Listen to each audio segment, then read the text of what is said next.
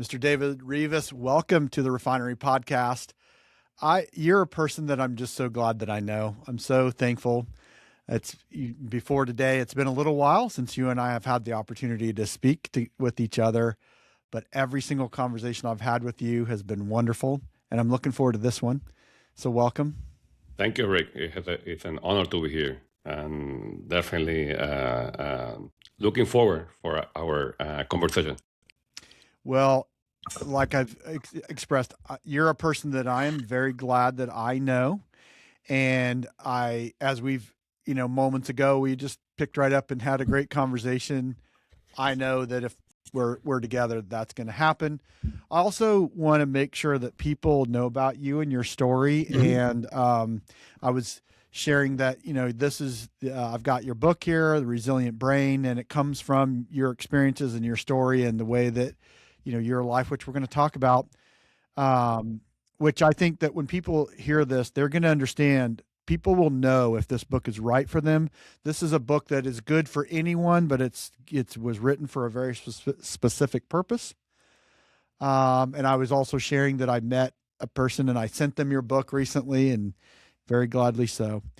So you are a pharmacist and a clinical nutritionist. Yep. And so that we can this is a good segue into your story. Which one came first, pharmacist or clinical nutritionist? Yeah. Pharmacist came first. Okay. Yeah. So definitely, that's my my degree is in pharmacy, but it was very important for me to have that background for my story. Yes. So that came first, and then like nutrition and functional medicine. But and I can tell you that it was pretty important for my family, especially for my son. Yeah, and you and your wife Jessica both are pharmacists by trade, and you are also now, along with being a clinical nutritionist, you're a brain health coach. Yep. And do a lot. And so we're going to help people understand.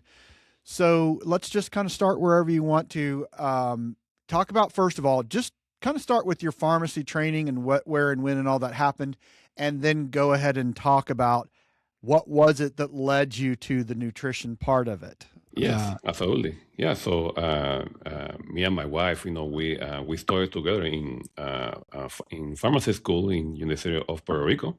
Mm-hmm. And then we moved to the States, and we were looking to have kids for over 6 years, and thank God, we had my wife was pregnant with twins, a boy and a girl, Daviana and David. But David came with a special package called severe autism, and he was pretty aggressive, hitting his head to the floor, even biting other people, and running out of control in the parking lot, and as a father, I was devastated. So when that happened, like, how old was he, and was there an onset of that, like a time when all of a sudden you noticed it, or how old was he, and how did all that sort of like kind of manifest itself in your son? Around 2 years, 2 years. Yeah. So he was diagnosed, and we were, it was a pretty stressful moment, for us. And also as a pharmacist, I know the kind of treatment or lack of treatment in regards of medications. Most of the time, what we use, the only thing approved for aggression or hyperactivity, they use psychiatric medication or antipsychotics. Yes. But we understand that the side effects, with this medication can be, like diabetes and obesity and things like that. We were aware of that, so we were not looking for that route. Yeah, I'm curious about that part. Of course, part of what you rightfully wanted to avoid was the potential side effects, which were known. What about if you had gone that route? What assurances would you have had that was going to make a difference that you could tell? Not in regards of that. That treats more the irritability. When a kid is aggressive, that Hmm. may decrease that propensity, but that's like dealing with a symptom, but not going to the root of the issue. Yeah. And that was key for us to understand what is the root of the problem, Yeah. and not only mask like the symptom. So when you got, I mean, obviously you were seeing the behavior and you knew something was off, and you're working with doctors and professionals. And what was the prognosis? What were they basically telling you? What were they telling you you should do? What were they telling you you should expect? Yeah, it was a it was a pretty interesting conversation that we had. And at that moment we were thinking, what we're gonna do, and and and we're thinking we need to find a good way to help him, with nutrition, and looking with that. And when the feedback that I have, from this healthcare provider was like, oh, and don't waste your time with nutrition or supplements. Yeah. And that for me was like a confirmation of what I was going to do. That lit a fire under you, I think. Were they telling you as far as what to expect in terms of his development, and what did they give you any kind of outlook as far as, where might he be when he's 20 and that sort of thing? Yes, in regards of his behavior and his aggression, if he doesn't get better, Mhm. it can be a difficult journey. Mhm. And sometimes these kids that are aggressive and they're not addressed, in the right way, they may Mhm. end up in a home, Mhm. because sometimes the parents cannot take care of them. Yeah. So and that's definitely not what we were looking for. I'm like, no, no, no, no. Yeah. We're gonna do whatever it Yeah. takes, for him to get better. And obviously there is therapy, and I'm I'm totally fine with therapy, but we need to address what is the issue, what is causing this hyperactivity, this Yes. aggression, and that was key for uh, for his success. Yeah. Mhm. So where did that journey then, so you were looking for the root, you were looking for addressing the real issues, not masking them and not just managing behavior, and that you not that you were against therapy, but you Mhm. know, you wanted something more. And Yes. thankfully, by the way, I'm thank you for saying what you did, because um, you know, you got somebody telling you don't even explore these things, and I think there was a part of you that said, "Yeah, no, we're gonna do this." And Yeah. yeah, yeah. And we went to different providers until we found the right one.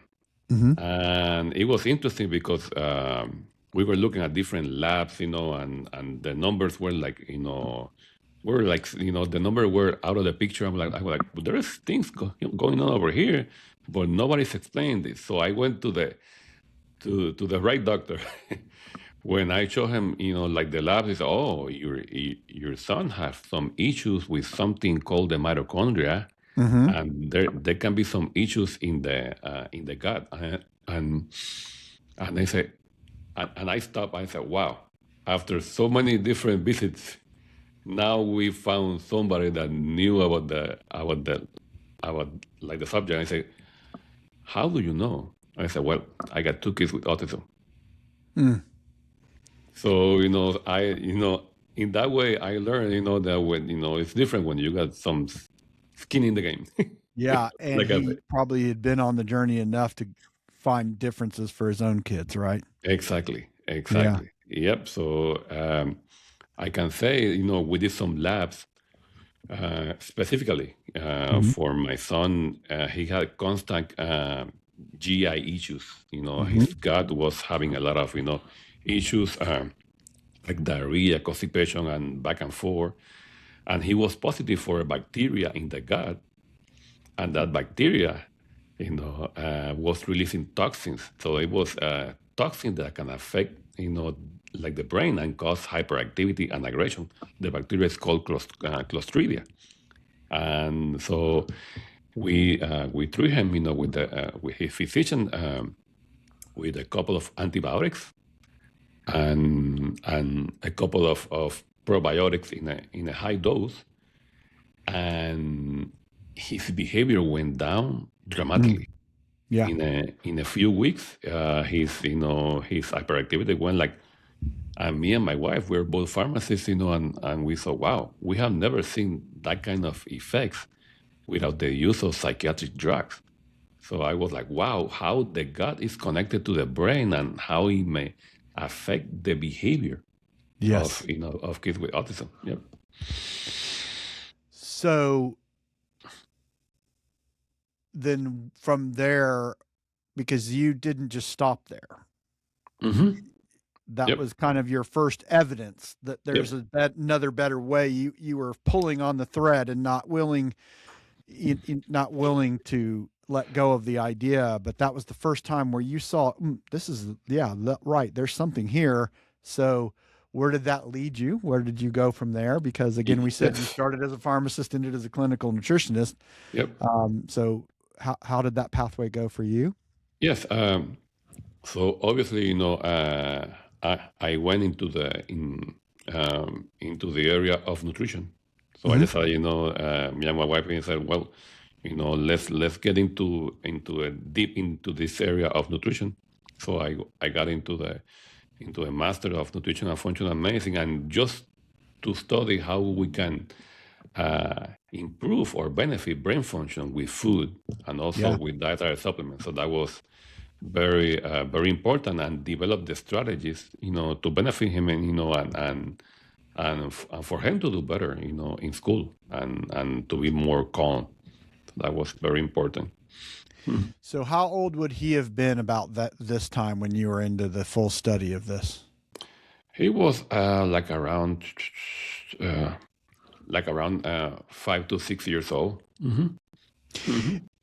And when you first saw the difference, like it took 2 weeks, and he was getting into school age, what was kind of how were your interactions with school? What was the outlook for his education at that time? What were people again expecting from Jonathan? What were they expecting to happen with him? Yeah. Well, it was like a specialized school, so it's a lot of therapy, Mm-hmm. and that is great. That is great. But therapy. I'm gonna be talking about that biology. The biology drives the behavior. Mm-hmm. So very important. You can try to do therapy to modify behavior, but if the biology is out of control, then that's an issue. And for example, if you do like therapy, but you are not addressing like the kind of food that can help like the brain, it's gonna be more difficult. Even if you add the incorrect snacks during therapy, the behavior can get worse. Yeah. Yeah, right. And you could be diminishing all the gains you might have gotten, right? And fighting against yourself. Exactly, Yeah. exactly. So we were, getting the awareness of things that definitely needs to improve in the whole in the whole environment of therapy, and you need to do things in combination. Yeah. Therapy is great, but therapy without addressing the main issues is challenging. It's Yeah. challenging because it's like, for example, if you are taking, let's say, an antihistamine like Benadryl, and you feel like drowsy, and try somebody to give you therapy, it's going to be very challenging for you because your brain is not at the best. It's same thing. This kid has so many issues inside that if you don't calm down these issues, therapy is going to be challenging. Yeah. So that journey for you, and how long with the going back to school and getting into the functional medicine and into that study for you, how long did it take till you were kind of done with the official formal education part of that? What Yeah, did that? it was like 3.5 to 4 years because Hmm. I was working full time as a pharmacist. But the more that I learned about nutrition, the better that he was getting. So it was amazing how you can apply this, and I was saying like I was with people like half of my age, but I was not there to get some grades. I was there to help my son. Yes. That was my main focus in school. But absolutely, it has been one of my best investments ever was getting education to help my son. Absolutely. And speaking of investments, and all of this journey hasn't come at a small cost to your family, right? Oh no. And in your book, you address that. Can you Hmm. can you talk about the story of like what was the financial challenge of all Oh this, and yes. what did that take, and where did that lead you, and what I'd love for you to share that story with people. Absolutely. Absolutely. When you're facing a journey, and I'm a person of faith, and sometimes we say that God's will, is like God's will is not only open doors. Sometimes God's will is closed door that you will have to twitch a little bit, like the doorknob, or sometimes that closed door, you got the key inside Mm, to open the door. yeah. And so and you may say inside, well, I did all that I can, but sometimes what you can is not what is required. And so we had to decide, when we were, because we did a lot of different therapies, a lot of Hmm. different treatments. So we decided to move, from our house, and moved to a smaller house, and we went to a period of a process of bankruptcy, Hmm. and that was part of the journey, and it was well worth it. When we were leaving the house, my daughter was asking, "Well, why we were leaving, this house?" I say, and I told her, because you your brother needed, and this, and at that time, I haven't seen the whole miracle. Yeah. It's Right. like walking in faith. You It's didn't like know it was walking. going to help.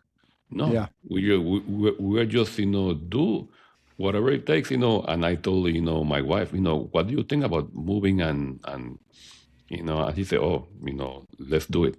And that's, without any issue. And it was one of the best things, that you have to go through through this Yeah. journey to understand that, yeah, that's, uh, God can do great things, through the sacrifice. Hmm. Yeah, and what I love that you shared there was this was a partnership too. You Hmm. weren't independently, stubbornly. There was a relentlessness to your pursuit, but you were not doing this independent or in your own strength or will or forcing it on your family. This was a collective commitment with you and your wife, Absolutely. and that you were doing this together, which was so, I think, when I read that about it, that's just what stood out to me is like, it was just another reinforcement to me in life. Like the top two decisions you make is are you gonna accept and follow Christ? Yep. What are you gonna do with Jesus? And who are Hmm. you gonna marry? Yep. Those two things will dictate so much of what happens in your life or doesn't happen or how it happens, and I was just thinking in my mind when I read that how grateful I was that you're both relentless and you're partners in that pursuit, right? Yep. And like you In said, in that moment, it is like, what is faith? It's the evidence of the things you don't see. You Mm-hmm. cannot see in front of you that, hey, if we give up this house that we were comfortable in, if we do this, it's going Mm-hmm. to work. Yep. And you also couldn't see like a pile of cash sitting in a bank account, which is going to, unceasingly fund this pursuit of better health for your son, right? It was it was funny, and sometimes, you say in your mind. I was one time that a thought came, wow, we are uh, like I say, like burning. We would say, we're, oh my God, I'm burning this, or like burning your retirement, something like that. And very fast, a word came right away. It said, no, that's not burning. That for me, that's an offering. Yeah. Yeah. And it's an investment too, right? Yeah. Yeah, Yeah. absolutely, Really well absolutely, said. absolutely. So, but even the move with the house didn't fully end. Hmm. You guys had some other financial struggles that you went through, and listen, I'm not trying to tell your whole book. It's a great book, and people need to Hmm. get it because, look, I'm talking about your story, but this book is one thing I was telling somebody today. I was just on the line with somebody. I said this book is it's part story and part textbook. You're giving people you're not holding this Yeah. knowledge that you invested in. You have openly, this knowledge has come through you. It Hmm. comes out in the book. So there's a lot of specificity in here about Yep. if this then that Yep. and all that. But I think that what people need to understand is the journey that's with this too, And right? and and it requires patience. For example, I talk about there is research that, for example, using these kids with autism, they got a lot of inflammation. Mm-hmm. It's 100 times higher than regular kids. So we need to deal with with inflammation, and that affects the brain, and I'm afraid, affect like the focus, affects the gut and all of that. And for example, you can use like omega-3 fatty acids, like from fish oil to help, with the brain, but this requires time, and in research that requires even a year or more. So sometimes I I talk to to the clients, and they say, well, I tried for a couple of weeks, and I just sadly, I'm like, no, no, no, no, no, no, this is this is a commitment, this is it takes time. It's not sometimes we expect changes, like if it was like microwave. Yeah. And when we're dealing something, challenging as autism, it takes years. No, it's not from one day to the other.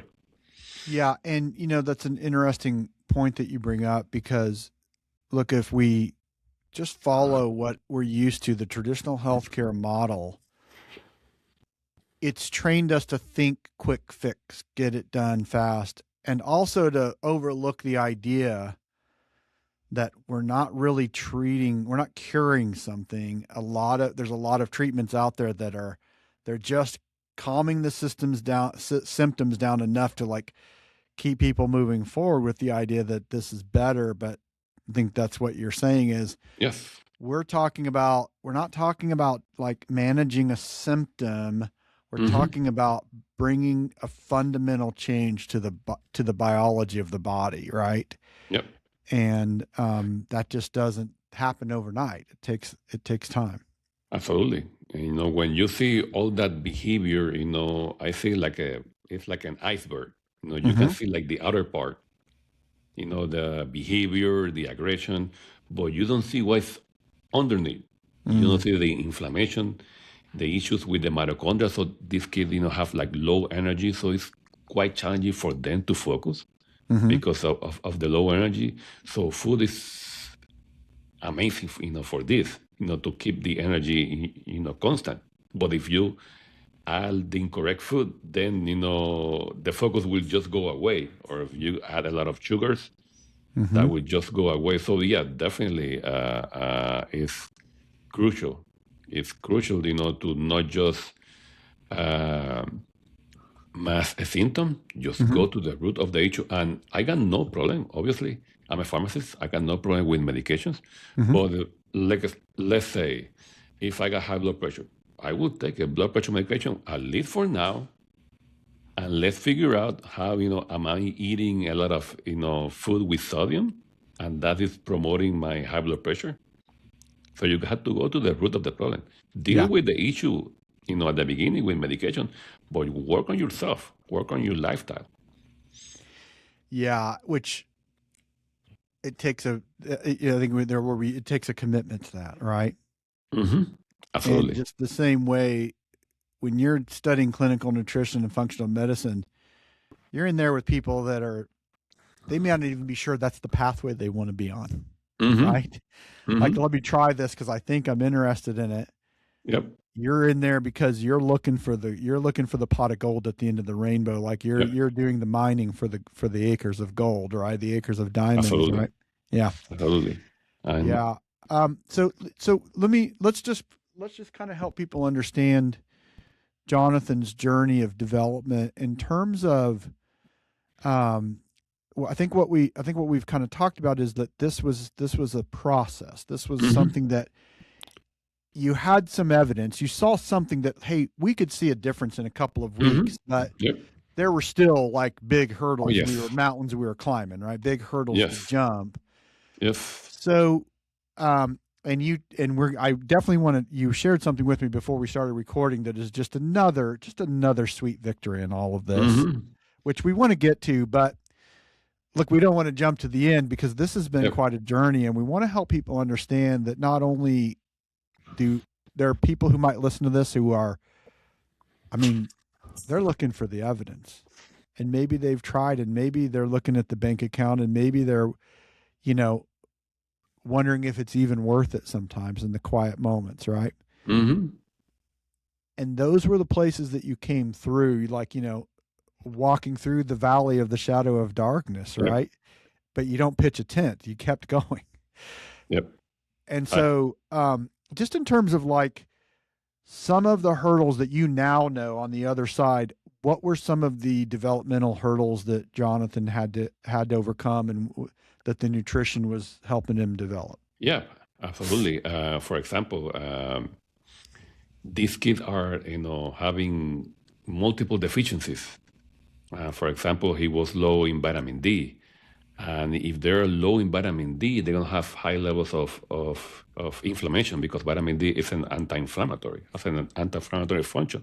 Plus, vitamin D is helps in the formation of serotonin that's the calming neurotransmitter in the brain. Yeah. Yeah. So if you're low in vitamin D, you're not going to be calm. You can be aggressive, and that's part of the issue. And most of these kids with autism, they're very low in vitamin D, and that's very helpful for the brain, but super essential nutrient for the gut. Yeah, and you kind of mentioned before the gut brain axis and that, Hmm. and um I like to say the health of the most of the health of the body is in the gut, Hmm. and Yep. the health of the gut is what goes in us or isn't, Yes. or the lack of what's going in us, and vitamin D is one of those things. And by the way, just taking that serotonin piece, Hmm. well, as I understand it, about 90% of the serotonin in your body is produced in the gut. Yep. So 100%. Yep. it stands to simply reason that if you've got inflammation, you've got a gut biome that is not doing its job to produce Hmm. that, you're going to, autism notwithstanding, a human being is going to see the evidence of that, whether they recognize it or not, right? Yep. Yeah. Yeah.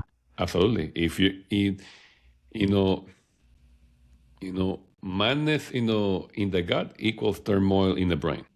Mm. That's, madness in the gut equals turmoil in the brain. If the gut is out of control, it's guaranteed that your brain is going to be out of control or in pretty bad shape. So Yeah. if the gut is inflamed, high levels of inflammation or bad bacteria, like the one that my son was affected, Clostridia, that is high in kids with autism. They release toxins, it will affect the brain. And even from the gut, bacteria can go directly to the brain. It doesn't even have to go to the circulation. Yeah. So it can go straight. So yeah, definitely, this is very important, and most of the immune system is in the gut. Yeah.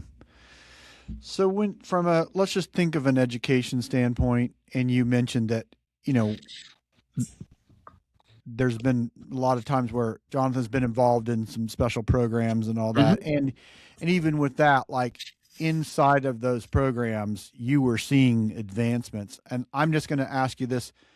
I know your heart, and I'm just going to ask, could you and Jessica tell, like when you were watching, when you started to notice these positive effects of what you were doing with Jonathan, could you kind of tell that he was advancing faster than other kids? Yes. We were looking and I like the therapy, and with all of a sudden when we were changing what he was eating, his therapy was getting better.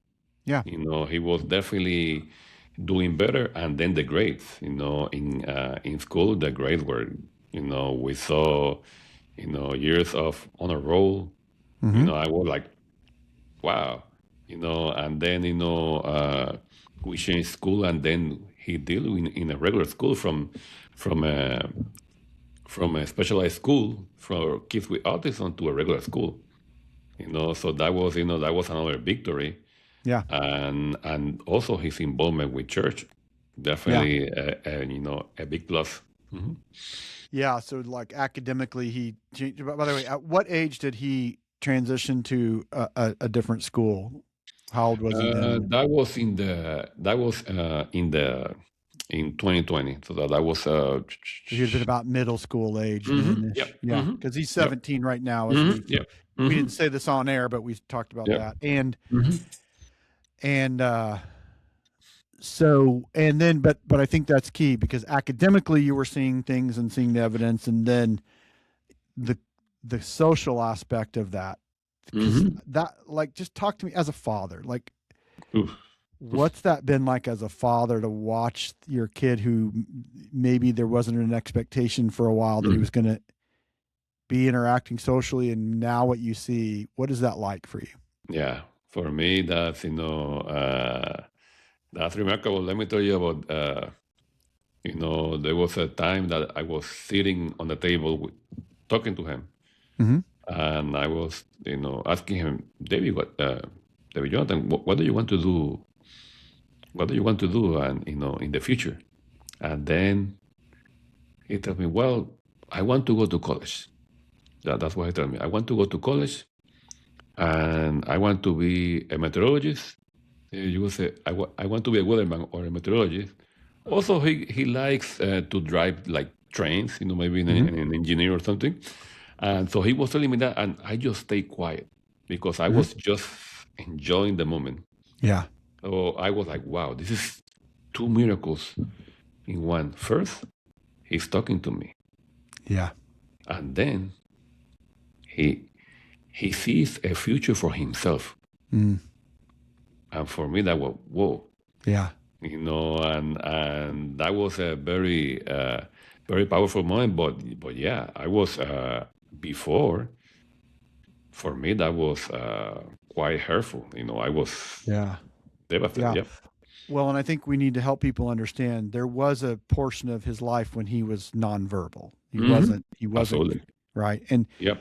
And so even like the reason why that was such a miracle was you're having a conversation with someone who not terribly long ago in this grand scheme of things was not verbal. Yeah. Right.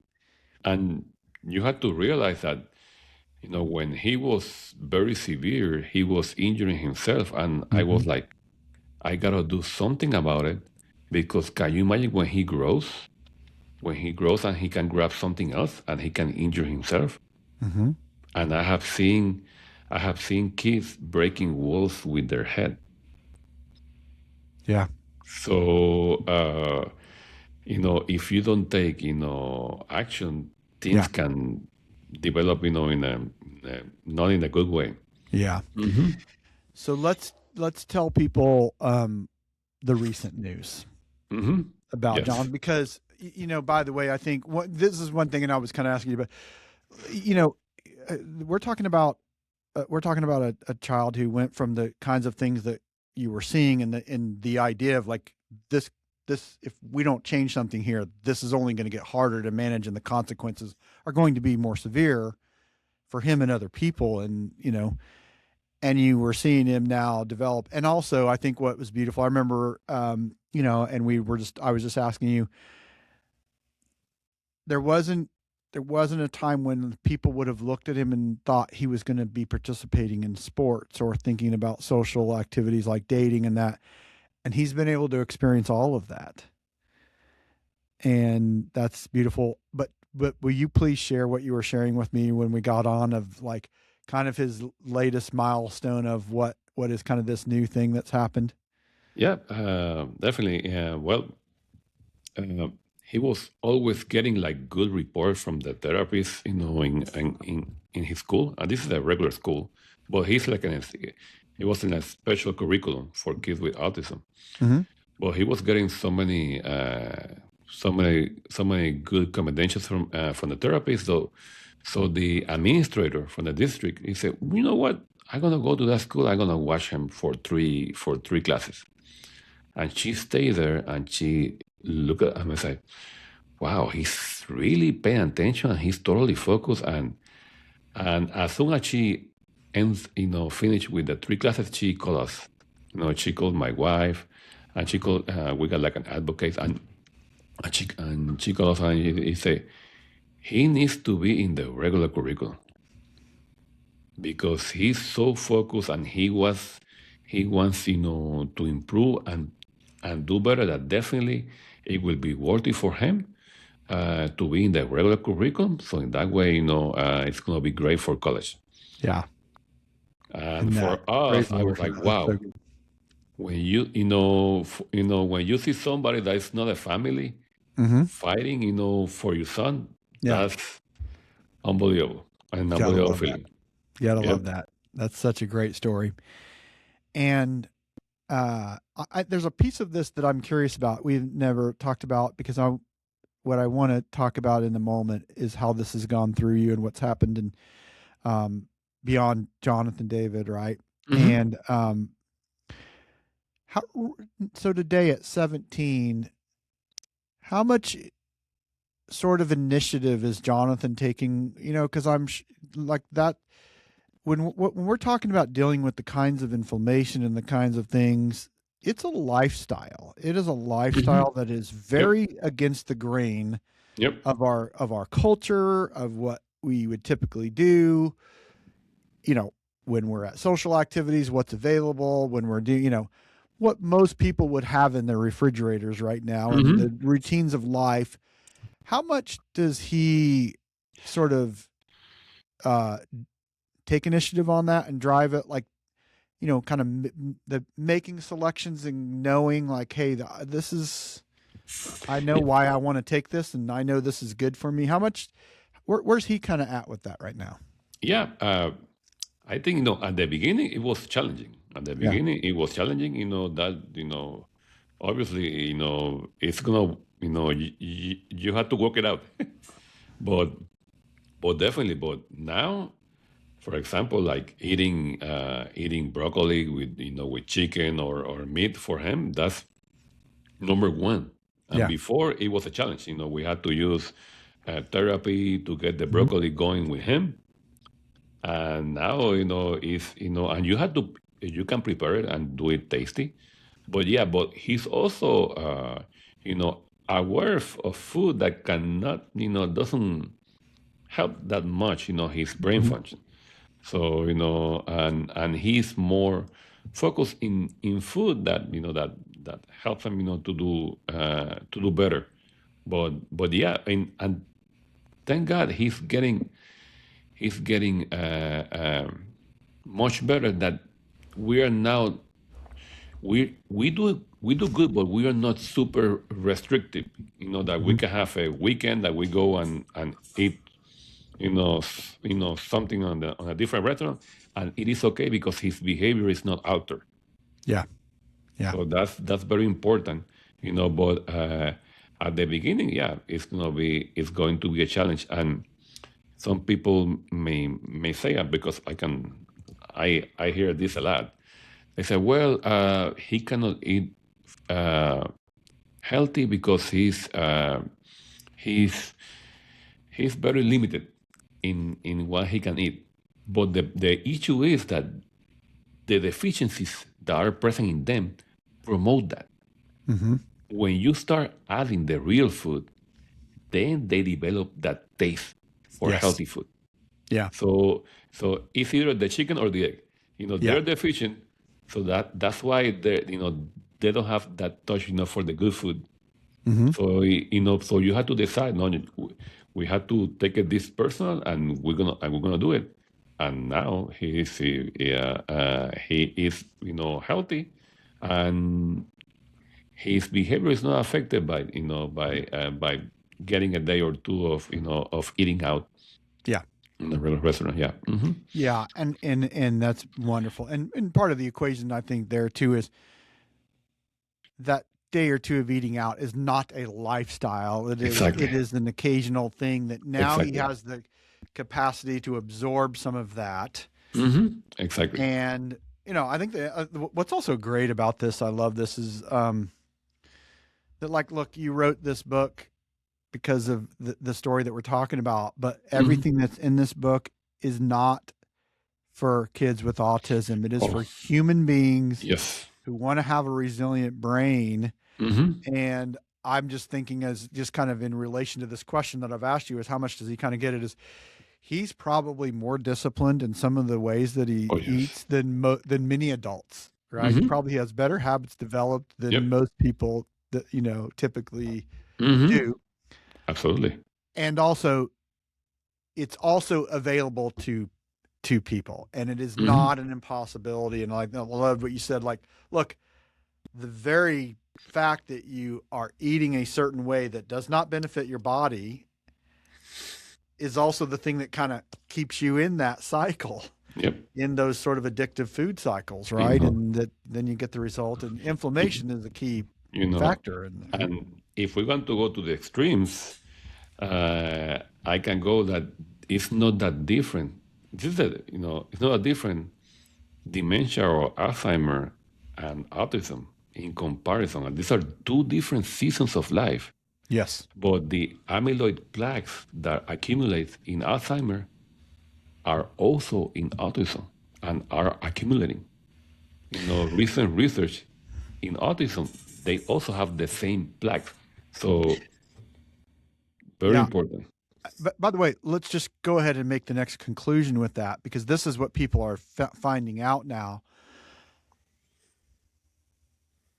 is that part of what this helps us understand is that a diagnosis of Alzheimer or dementia does not have to be fatal. There are actually some nutrition based interventions that you can do that can drastically influence the quality of life of a person. Yeah, it's And they're, it, yeah. In dementia, the main issue is like you have to be very early, yeah, very early, because if you have lost a lot of function, then it's very challenging. You can slow it down, but it's you gotta be early in the game. yeah, Yeah, with dementia, but what is happening on in the brain very similar. Like they lose speech also. yes. In Alzheimer, Hmm. and the behavior can be aggressive also. So if you think that like the comparison, not that different. Yeah. And look, as a person who's 57 years old, like this is important to me. Like Oh yeah. I don't want to wait until I'm losing function and wondering how much time Yep. I want to do something right now. And Oof. thankfully I am. And, a lot of what I'm doing is definitely all focused on gut health and all that.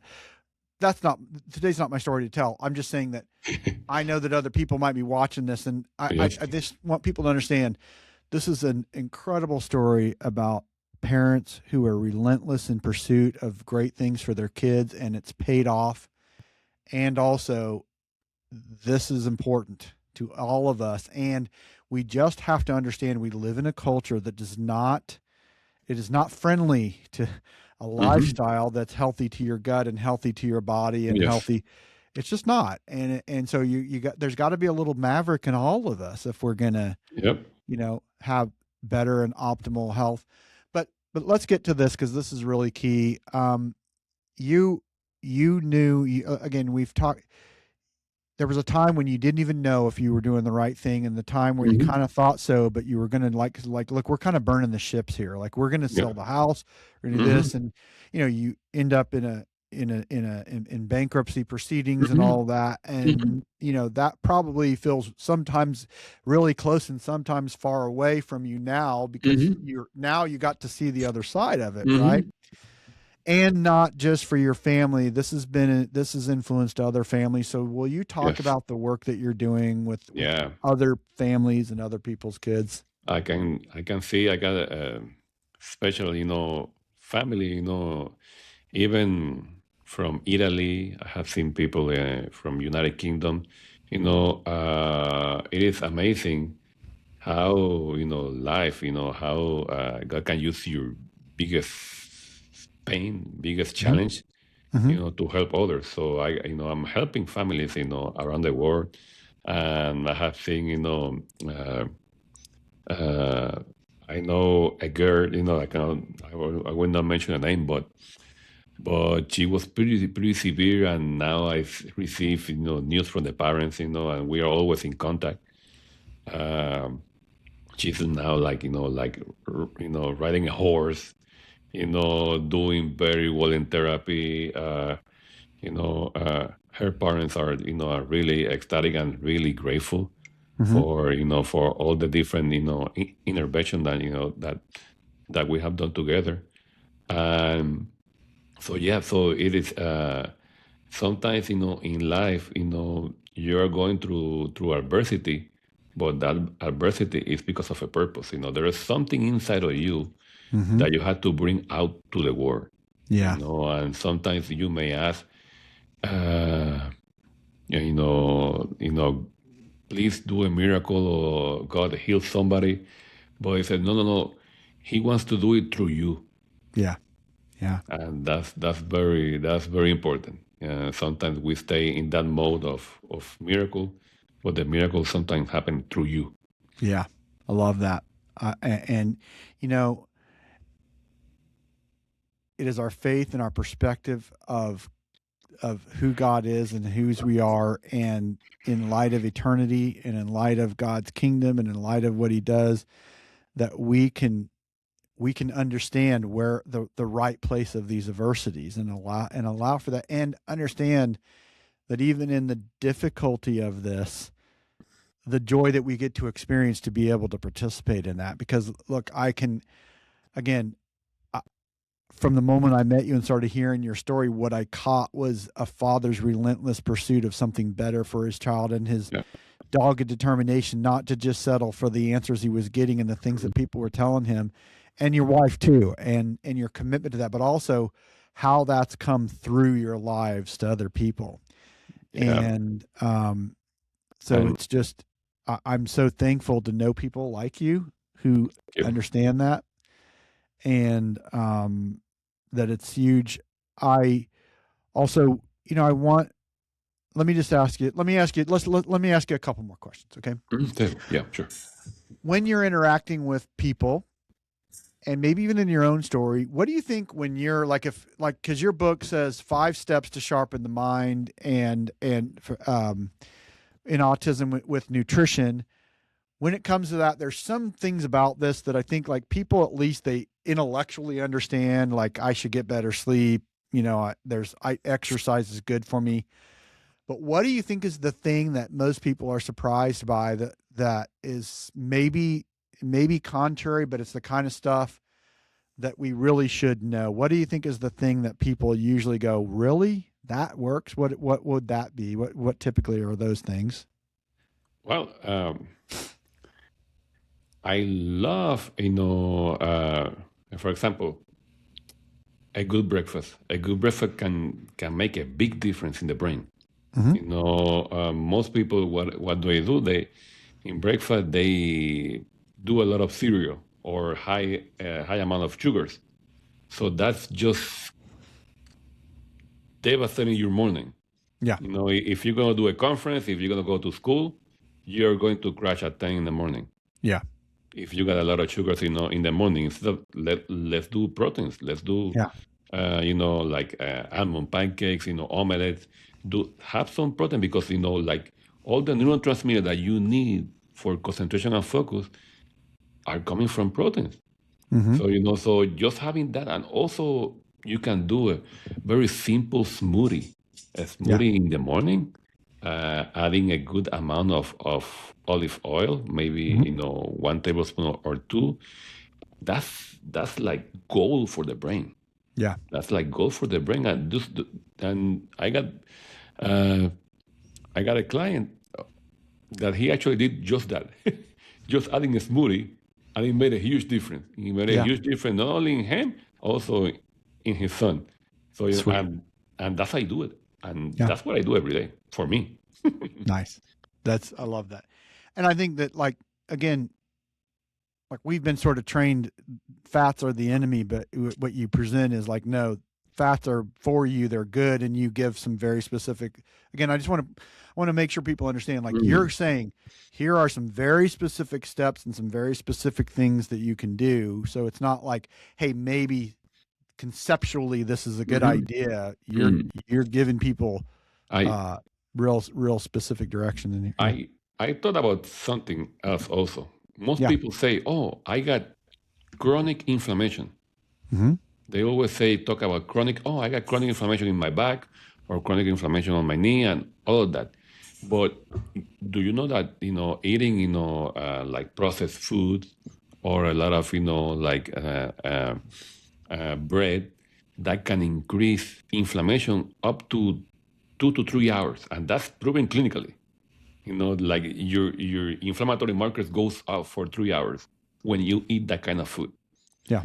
So it's really not chronic inflammation; it's sustained inflammation, Yeah. because we are sustaining the inflammation Yeah. with our habits. Yeah, we're feeding it. Yeah, Yep. that's so good. And look, inflammation equals pain, and it also equals these other things, not the least of which are the cognitive issues that we need to Yep. be concerned about. Yeah, well, that's really good. And so there's just a willingness that people have to do to like address their lifestyle, right? It And is it is crucial, because yeah, if you're in your 40s or 50s, you need to be aware of this, because your memory function, we are seeing people getting issues with memory very early. mhm, yeah, Very early. So don't, you start catching up soon. yeah, So yeah, yeah, you need to be aware of that, and I use preventive medicine, and even myself, I supplement well. hmm, All that is in the book, I'm doing it myself, because I know that if we want to keep this, it's keeping my income. yes, If you yeah, make the connection between your brain and yeah, your income, then yeah, you take it seriously. yeah, right, yeah, right. Well said. Good point. So you and your wife are still pharmacists by trade, and you also have Nutrell, which is Hmm. your company. And so I'm going to make sure that people have connections to that. Also, you are providing a tremendous amount of information and education, and that's an ongoing thing. So I want to make sure people connect with your social media channels, because Yep. you're always giving some wonderful tips and tricks and things in there, right? Yep. And- And you're doing webinars and seminars that Yep. people can be in. And again, I just want people to understand you are definitely and have helped people with autism and people who have children with autism, and Mhm. that's what kind of got you on this journey. But Mhm. the information that you're providing is good for human beings, Yep. like I said, look, I think people are more interested now and more aware of the ideas of longevity. There's predictions now that our Yep. lifespan is going to increase, and there are so many therapies and things that are available today that were only Hmm. dreamed of. Yep. So people are aware of this, and you can't discount, you cannot skip like the nutritional aspects of this and the different Absolutely. parts of it. And there's so you are a wealth of information because you've invested yourself in it, and you've always let it come through you. Yep. You know, we heard this thing, you know, be a river, not a reservoir, right? I think Hmm. that's a good indication of your life. So let's do this. Let's kind of end by, you know, you got a message for people.